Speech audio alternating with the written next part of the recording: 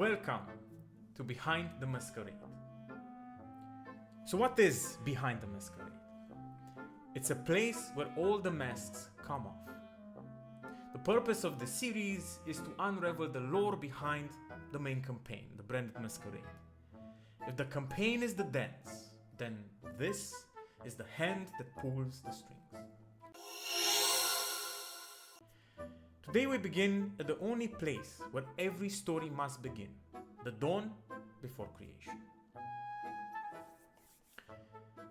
So, first, let's talk about the house rules, why this world works the way it works. So, first off, I've been playing Final Fantasy XIV for about 6-7 years now, and it's easily one of my favorite games of all time. I love its world, its aesthetic, its sense of scale, and the way its stories blend emotion, myth, and heroism. At the same time, I've always loved Dungeons and Dragons, so naturally, at some point I started wondering, what would happen if I brought the epicness, the lore, the energy, and even parts of the mechanics from Final Fantasy XIV and from other RPGs that I love into a single Dungeons and Dragons campaign? Fusion.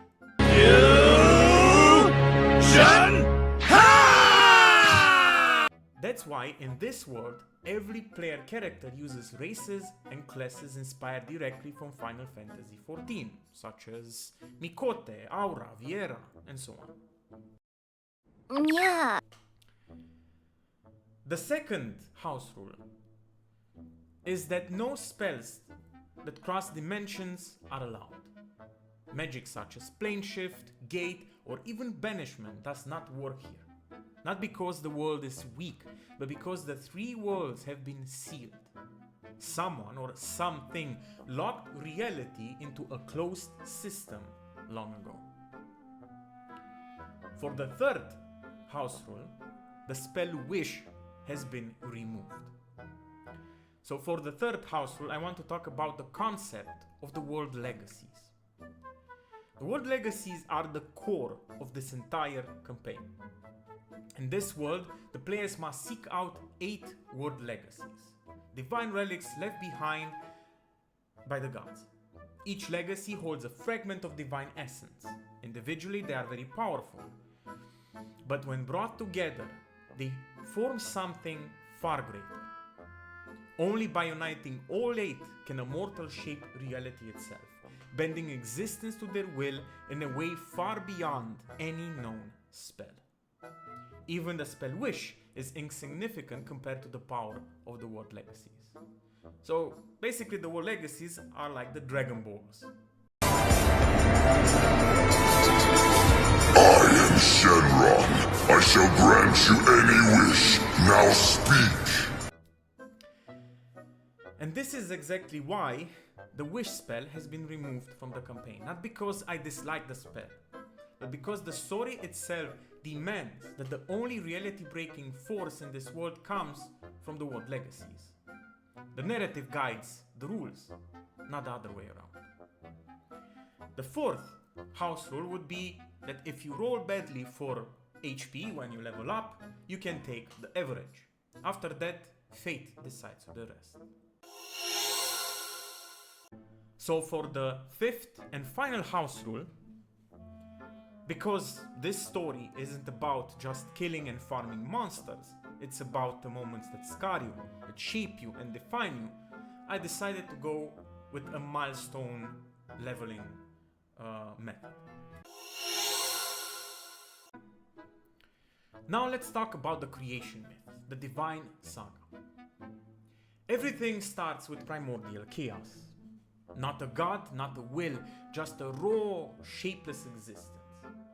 From this chaos emerged the first conscious being, Orsa, the creator goddess, whose name literally means the beginning. She was the first spark of creation, the first will capable of shaping reality. And out of her essence she created 3 worlds.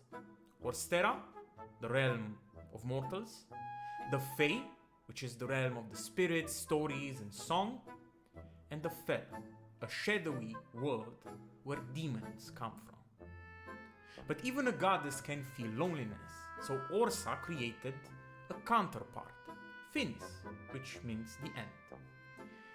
He was her lover and her partner, but, something to notice, he didn't have the power of creation, only the power of destruction.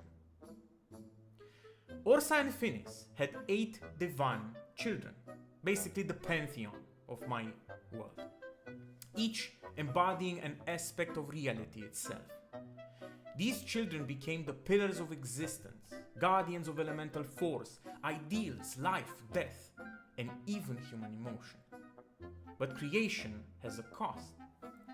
So Orsa died, giving birth to her 8th child. And Finis, unable to bear this grief, vanished from the world. Some believe he died, some believe he sleeps, and others believe Finis is watching from beyond the sealed borders. And some believe he watches from beyond the sealed borders of the 3 worlds.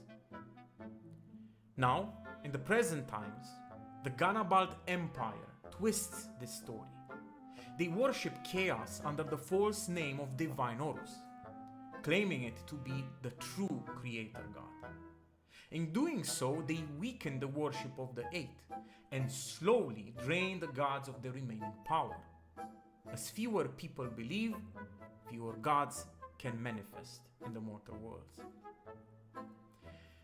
And that's the foundation of this world, the gods who shape it.